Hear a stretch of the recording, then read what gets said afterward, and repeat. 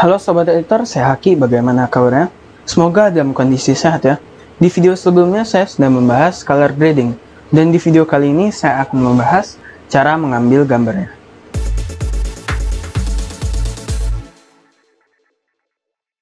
Tapi sebelumnya bagi kalian yang belum subscribe ke channel ini, silahkan ditekan dulu tombol subscribe-nya dan diubah notifikasinya menjadi all, agar kalian selalu terupdate dengan video-video terbaru dari saya. Oke, di sini saya menggunakan Nikon D5300 dan kalian bisa menggunakan DSLR ataupun mirrorless lainnya. Asalkan kalian tidak menggunakan kamera auto seperti ini. Karena di video kali ini saya akan membahas kamera dengan mode manual. Mungkin beberapa dari kalian merasa mode auto itu lebih enak, tapi sejujurnya emang lebih enak ya. Kalian tidak usah atur apapun, tinggal klik aja dan langsung jadi hasilnya. Tapi otomatis hasilnya tidak akan sesuai dengan keinginan kalian. Maka dari itu mode manual adalah satu-satunya jalan untuk itu. Di video kali ini saya akan membahas segitiga exposure. Dan segitiga exposure ini dibagi menjadi tiga. Yang pertama adalah aperture, kemudian yang kedua adalah shutter speed, dan yang terakhir ISO. Dan ketiga aspek ini sangat berkaitan dengan mode manual pada kamera. Mode manual pada kamera biasanya ada 4. Yang pertama manual, dilambangkan dengan M. Kemudian aperture priority, dilambangkan dengan A. Kemudian shutter priority, dilambangkan dengan S. Dan yang terakhir, program ya, dilambangkan dengan P. Oke, jadi kalau kalian perhatikan di kamera ini, kalian bisa lihat ada dialnya untuk mengatur mode. Dan kalau kalian mau atur di mode auto, ya tinggal atur aja di mode auto. Tapi tidak semua kamera memiliki dial mode seperti ini. Dan ada beberapa kamera yang mode-modenya diatur langsung lewat layar, tapi intinya sama aja. Pertama-tama saya akan bahas aperture yang ada di segitiga exposure tadi ya. Jadi aperture adalah bukan pada diafragma lensa tempat masuknya cahaya. Dan aperture ini menentukan area fokus pada gambar. Ilustrasinya kurang lebih seperti ini. Semakin besar bukaan, maka background akan semakin blur dan otomatis akan lebih terang. Sedangkan sebaliknya, semakin kecil bukaan, maka semakin tajam background yang akan dihasilkan dan semakin gelap pula gambar yang akan dihasilkan. Otomatis nilai aperture ini ditentukan oleh lensa pada kamera. Di sini saya menggunakan lensa kit dari kamera ini.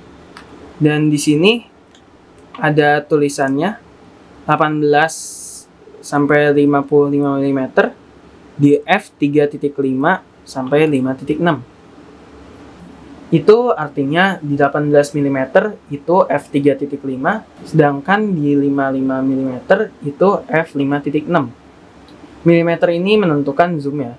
Semakin besar milimeternya, berarti semakin jauh zoom-nya. Di sini saya akan pasang lagi sensornya.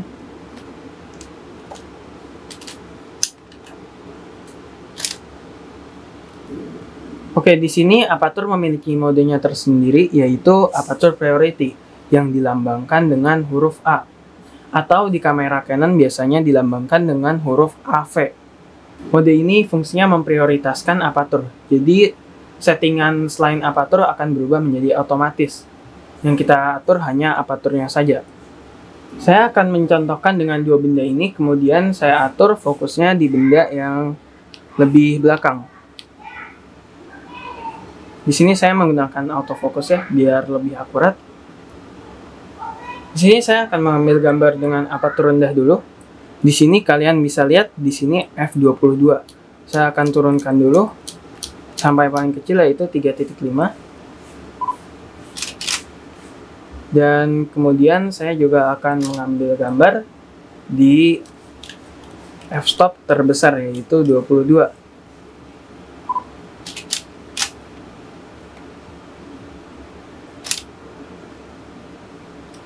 Jadi kalian bisa lihat hasilnya seperti ini ya. Intinya dia mengatur area fokusnya. Jadi penerapan aperture rendah biasanya digunakan untuk foto portrait atau foto benda-benda lainnya. Sedangkan aperture tinggi biasanya digunakan untuk foto-foto landscape. Yang kedua, shutter speed. Shutter speed adalah kecepatan kamera dalam mengambil sebuah gambar. Shutter speed ini satuannya detik ya. Ilustrasinya kurang lebih seperti ini. Semakin lambat shutter speed-nya, maka akan menghasilkan blur pada gambar bergerak. Sedangkan sebaliknya, semakin cepat shutter speed-nya, maka akan menghasilkan gambar yang lebih tajam, walaupun terdapat benda yang bergerak. Di sini saya akan mencontohkan dengan motor ini. Saya nyalakan dulu.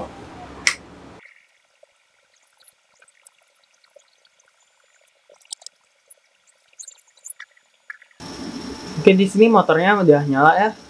Saya akan menggunakan mode shutter priority.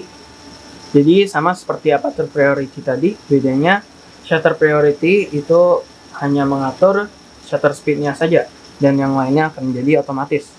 Di sini mode shutter priority dilambangkan dengan huruf S, sedangkan di kamera Canon biasanya dilambangkan dengan huruf TV. Di sini ada tulisannya. Tulisan shutter speed-nya ada di sini. Di sini 1/20. Saya akan ambil gambar dulu di shutter speed 1/20.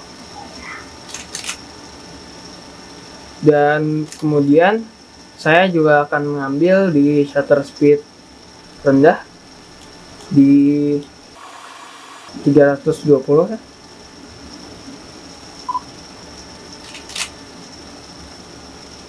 Dan kalian bisa lihat bedanya ya. Kalau shutter speed-nya lambat, dia akan menghasilkan radial blur pada roda. Sedangkan kalau shutter speed-nya cepat, maka akan menghasilkan gambar yang lebih tajam.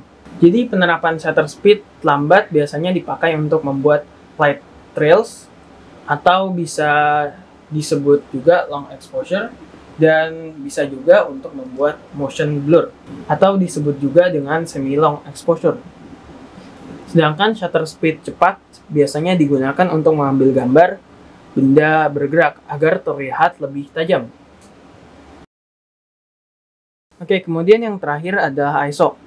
ISO ini sengaja saya taruh di akhir karena cuma dia sendiri yang tidak punya mode prioritasnya. Jadi ISO pada kamera berfungsi untuk mengatur kecerahan pada gambar. Ilustrasinya kurang lebih seperti ini. Semakin rendah ISO-nya, maka akan semakin gelap gambarnya. Sedangkan semakin tinggi ISO-nya, maka semakin terang gambarnya. Tapi biasanya semakin tinggi ISO-nya akan menghasilkan noise ya. Noise ini tidak bisa dilihat dari spek, jadi biasanya dilihat dari percobaan. Di kamera saya ini, di ISO sekitar 4600, itu sudah terlihat ya noise-nya. Maka dari itu biasanya saya menggunakan di bawah 6400. Di sini saya akan menggunakan mode program yang lambangnya P. Tapi saya akan menonaktifkan auto ISO-nya di setting kamera. Di sini saya akan mencontohkan dengan pengaturan ISO tertingginya dulu. Di sini ada tulisan ISO ya. Di sini pengaturan tertingginya itu high, yaitu 25.600 ya. Dan di sini saya foto dulu.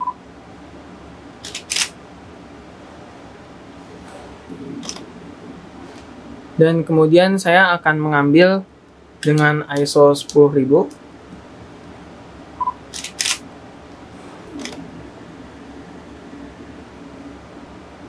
Kemudian saya juga akan mengambil dengan ISO 5.000.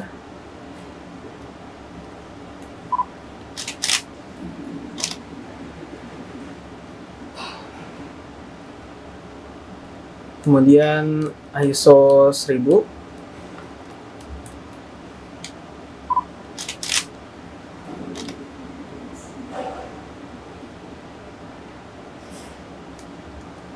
Dan yang terakhir ISO terkecilnya yaitu 100.